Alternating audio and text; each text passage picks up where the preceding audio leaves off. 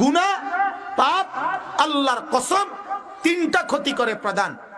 প্রতিটা গুনাহ মানুষের তিনটা ক্ষতি করে মৌলিকভাবে, আরো আছে মৌলিক ক্ষতি করে কয়টা? এক একটা গুনাহ যতগুলো মানুষ যতবার নষ্ট নারীর ছবি দেখে, জিনার ব্যভিচারের দৃশ্য দেখে, মোবাইলে গান নাটক সিনেমা অশ্লীলতা দেখে, আল্লাহর কসম তিনটা ক্ষতি মৌলিকভাবে হয়ই হয়। এক নাম্বার হিরমানুল ইলম, এক নাম্বার কোরআন এবং সুন্নাহর দ্বীনি ইলম থেকে বঞ্চিত হয়।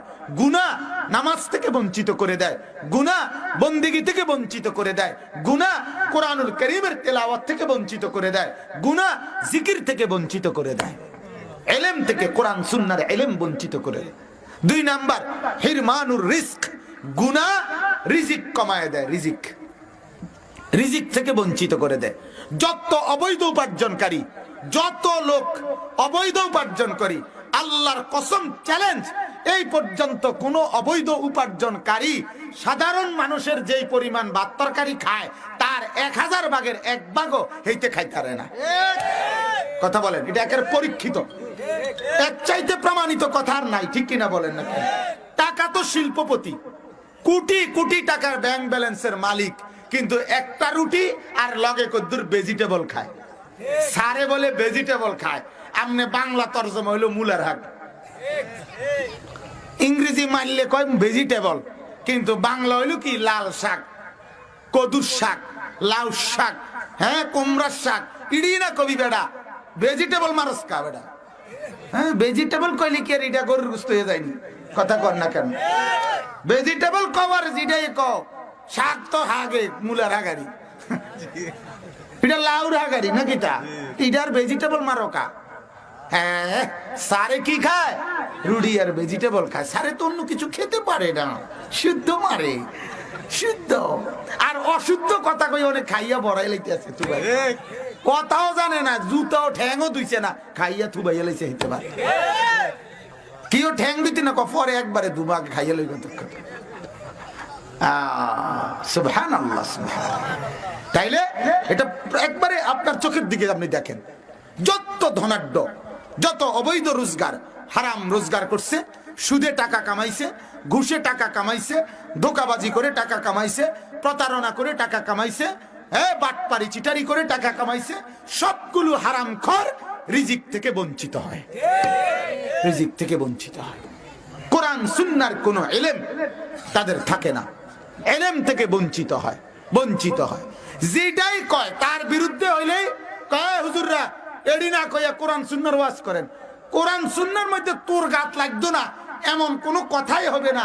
এটা কোরআন সুন্নাহর ওয়াজ হয় কেমনে? কথা বলেন না কেন?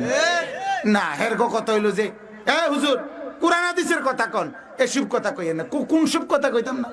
আমি ওই দিন বললাম যে এক জায়গায় আপনাদের দৃষ্টিতে, আপনাদের এই রাজনৈতিক নেতাদের দৃষ্টিতে কোরআন সুন্নাহর কথা কোনটা আর কোরআন সুন্নাহর কথা কোনটা না, এটার একটা কিতাব আপনারা লিখে দেন যে এটা হইল আমাদের দৃষ্টিতে কোরআন সুন্নাহর কথা, যে এই কথার মাধ্যমে আওয়ামী লীগের বিরুদ্ধে কোনো কথা যাবে না, বিএনপির বিরুদ্ধে কোনো কথা যাবে না, মূর্তির বিরুদ্ধে কোনো কথা যাবে না, এমন কোন কথা হইতে পারে বলেন? তোমরা লিখে দাও, তোমরা লিখে দাও, পরে আমরা মানুষের দেখামু যে এই যে উনি এটা দিছে, এই কোরআন সুন্নাহর কথা এটা রেখা। কোরআন সুন্নাহর কথা হইল মানে হইল যে শুধুমাত্র এমন কথা বলবেন যে একবার দাওয়াত খাইলে 10 বার দাওয়াত খাওয়া যায়, এই খানা দানা কথা বুঝছেন না? শুধু খানা দানার বিভিন্ন কথাবার্তা বলবেন, যার দ্বারা সভাপতিরও গাত লাগে না, সেক্রেটারিরও গায়ে লাগে না, ক্যাশিয়ারের গায়েও লাগে না, মেম্বারের গাতও লাগে না, চেয়ারম্যানের গাতও লাগে না, এমপির গায়েও লাগে না, মন্ত্রীর গায়েও লাগে না, প্রধানমন্ত্রীর গায়েও লাগে না। যদি তাগো গাত না লাগে তো ওইটা কোরআন হাদিসের কথা, আর গাত লাগলে এটা কোরআন হাদিস বহির্ভূত কথা। এটা এই মানদণ্ড আপনি কই পাইলেন? আপনি কেমনে এটা ঠিক করলেন এই কথা? এটা যে আপনাদের গায়ে লাগলে এটা আর কোরআন হাদিসের কথা হয় না? কথা বুঝছেন না? এই জন্য এটা হিসাব করা। এজন্য বুজুর্গানে দিন হাদিসের কিতাবে আল্লাহ রাসূল বলছে হিরমানুল ইলম, ইলম থেকে বঞ্চিত হয়।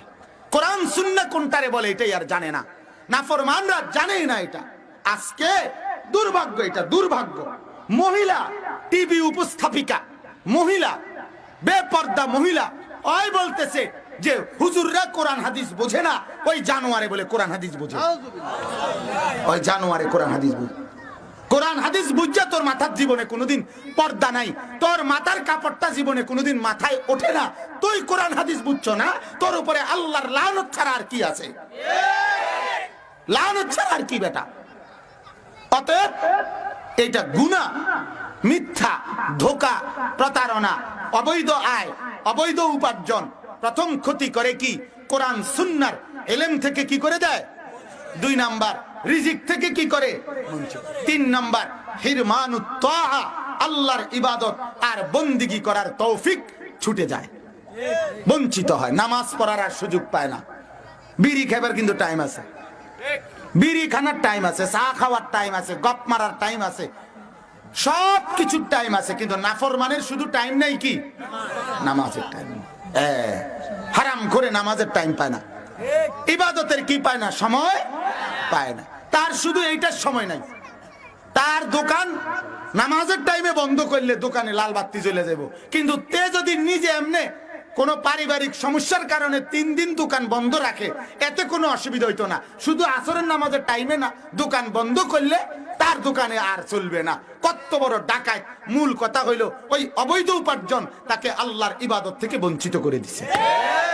আমার আজ 16 বছরের ওয়াজ আমারে কোনোদিন নামাজ থেকে বঞ্চিত করে নাই, ঠিক কিনা বলেন না কেন? আমার বিবি বাচ্চা চালাইতে গিয়ে আমার নামাজের কোনো অসুবিধা হয় নাই, আমার মাদ্রাসায় পড়াইতে গিয়ে আমার নামাজের কোনো অসুবিধা হয় নাই, আমি রোডে গাড়ে চলতে গিয়ে আমার নামাজের কোনো অসুবিধা হয় নাই, আমার অ্যাক্সিডেন্টও আমার নামাজ থেকে বাধা দেয় নাই। আমি পাও ভাঙ্গা গেছে, আমার পুরা পাও, হাঁটুর নিচের পাও অর্ধেক এখানে মাঝখান দিয়ে ভাঙছে। যেদিন ভাঙছে আমি সেদিন আমারে যখন গাড়িতে করে নিয়ে গেছে মুন হসপিটালে, মাগরিবের নামাজের সময় আমার এই পাওটা এমন লড়তেছে, এরকম ভাঙ্গা, আমি নিজে দেখতেছি ভিতরের এটা এরকম নড়ের ভাঙ্গে একদম হেদিকে গেছে গা। তখনও আমি রোজা ছিলাম, তো রোজার একটু পানি খাইছি, এতটুকু হুঁশ ছিল।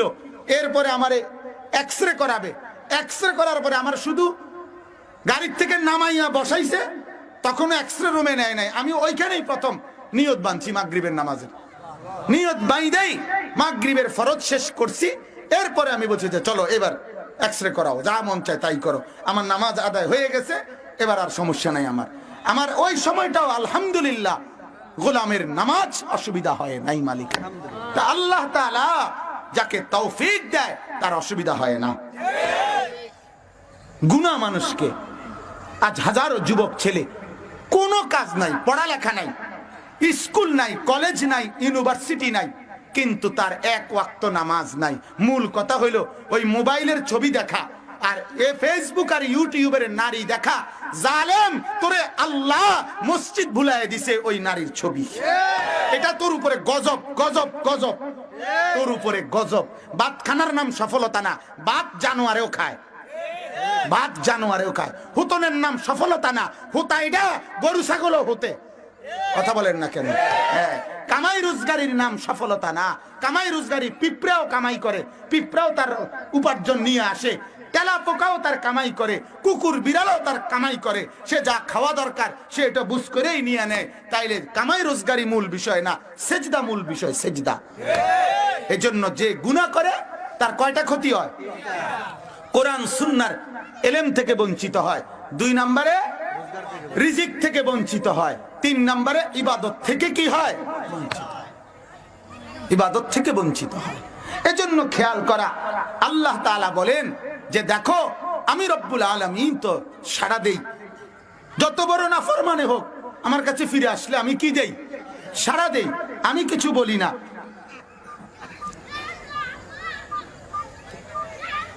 জি, আল্লাহ তাআলা বলেন আম্মান ইউজিবুল মুদতাররা ইদা দাআহু, তাইলে কোন অসহায়, অক্ষম, দুর্বল যখনই আমার কাছে ডাকে, আমি আল্লাহ তাআলা তার ডাকে কি দেই? এরপর আল্লাহ বলেন ওয়ায়াকশিফুস সুআ, যাবতীয় বিপদ আপদ, যাবতীয় মুসিবত আল্লাহ বলেন আমি দূর করে দেই। দূর করে কিনা বলেন? হাজারো নাফরমানির পরেও আল্লাহ তাআলাই আমাদের প্রতিনিয়ত বিপদ আপদ দূর করতেছে, ঠিক কিনা বলেন? যদি নাফরমানির কারণে রোগ ভালো না হইতো তাহলে কি পরিমাণ অসুস্থ ব্যক্তি পড়ে থাকতো, কথা বলেন না কেন? এক ওয়াক্ত নামাজ পড়ে না, তারপরও আল্লাহ তার জ্বর ভালো করে দিছে, তার মাথা ব্যথা ভালো করে দিছে, তার ক্যান্সার ভালো করে দিছে, তার রোগ ভালো করে দিছে, তার বিবির রোগ ভালো করে দিছে, হাজারো মুসিবত টেনশন তার দূর করে দিছে। আল্লাহ তাআলা বলে, দেখো বান্দা, আমি তো তুমি আমারে না ডাকার পরও আমি আল্লাহ প্রতিনিয়ত তোমার মুসিবত কি করতেছি? দূর করতেছি, দূর করতেছি। এরপরে আল্লাহ বলেন, ওয়ায়াজআলুকুম খুলাফাআল আরদ, আমি আল্লাহ তাআলাই তো তোমাদেরকে এই জমিনে পরবর্তীদের পরে তোমাদেরকে, আগের ওয়ালাদের পরে তোমাদেরকে এরকম ধাপে ধাপে বাই সিরিয়াল জমিনের কর্তৃত্ব, জমিনের প্রতিনিধি, জমিনের বসবাসের উপযোগী অবস্থান আমি আল্লাহই তো করে দিচ্ছি। আগে এই ঘরে তোমার বাবা ছিল, এরপরে তো আগে তোমার দাদা ছিল, এর আগে তোমার দাদার বাপ ছিল, এখন আবার আমি আল্লাহ তাআলা তোমাকে ঘর করার তৌফিক দিলাম, তোমাকে বাড়ি করার তৌফিক দিলাম, তোমাকে রাত কাটাবার তৌফিক দিলাম। এই জমিন সবটা তো আমার। আমি যদি এই সিস্টেম করতাম যে নাফরমানকে আমি জমিনে থাকতে দেব না, তাইলে তুমি নাফরমান জমিনের উপরে দাঁড়াইলেই জমিন যদি কাঁপতে শুরু করতো, তো তুমি ঘর করতা কেমনে, থাকতা কেমনে? কথা বলেন না কেন? হাদিসে এটা জানেন, হাদিসে কথা স্পষ্ট আছে। আল্লাহ রাসূল সাল্লাল্লাহু আলাইহি সাল্লাম বলেন, এই জমিন মাটি, এই জমিন প্রতিটা নাফরমানকে নিয়ে আল্লাহ তাআলার কাছে ফরিয়াদ করে।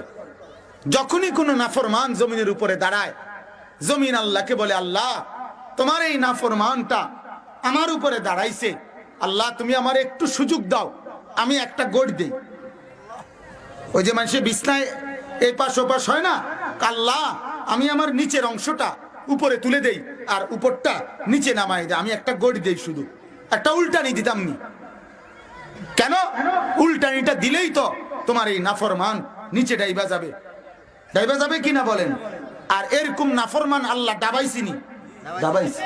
কওমে লূত আলাইহিস সালামকে, জাতিকে জিনা আর ব্যভিচার, পুরুষে পুরুষে অপকর্ম এবং জিনার অস্থিরতা করেছিল এই জাতিকে আল্লাহ তাআলা উপরের জমিন নিচে নামাইয়া, নিচের জমিন উপরে উঠাইয়া জিন্দা মানুষগুলোকে একদম মাটির নিচে দাফন করে দিয়েছে। আলনা আলিয়াহা সাফিলাহা, কোরআনের আয়াত।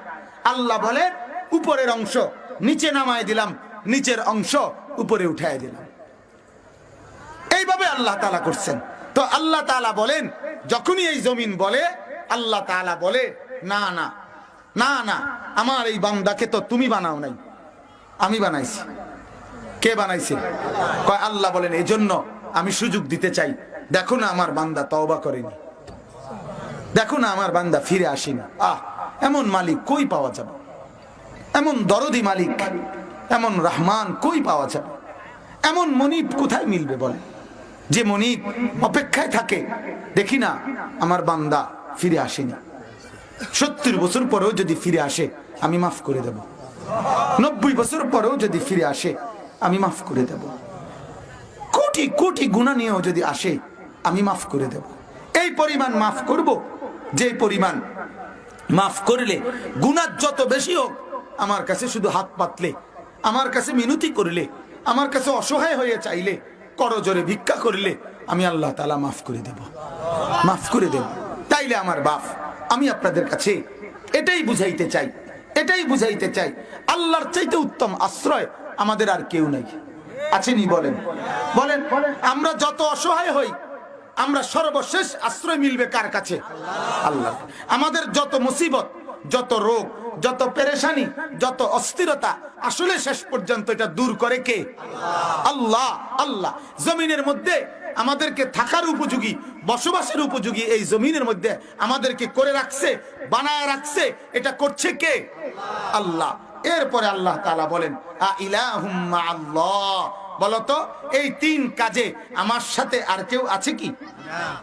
অসহায়ের বিপদ মোচনের ক্ষেত্রে, অসহায়ের দোয়া শুনবার ক্ষেত্রে আমি ছাড়া আর কেউ আছেনি বলেন না কেন? বিপদ আর মুসিবত দূর করার ক্ষেত্রে আমি ছাড়া আর কেউ আছেনি। এরপরে জমিনে বসবাসের উপযোগী জমিনটাকে ঠিক রাখতে ক্ষেত্রে আমার ছাড়া আর কেউ আছেনি।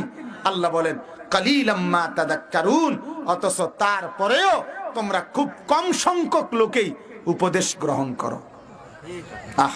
কালিল উপদেশ হাসিল করে না, এত বলা হয় তারপরেও নওজোয়ান নামাজ পড়ে না, এত বলা হয় তারপরেও মা পর্দা করে না। সে মনে করে আমার জন্য আমার জিন্দেগির এটাই মূল বিষয়, যে আমি যেই শাহওয়াতের গোলাম হলাম, জিনার বেবিচার দেখতে মন চাচ্ছে, অশ্লীলতা দেখতে মন চাইতেছে, আমার নফসের শাহওয়াত এইটার গোলামি করলাম, এটার মধ্যে তৃপ্তি বোধ করে, এটার মধ্যে।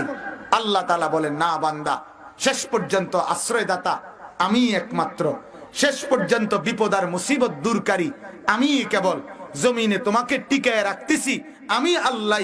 কাজেই এই উপদেশ গ্রহণ করো যে আমি ছাড়া আসলে তোমার আর কেউ নাই।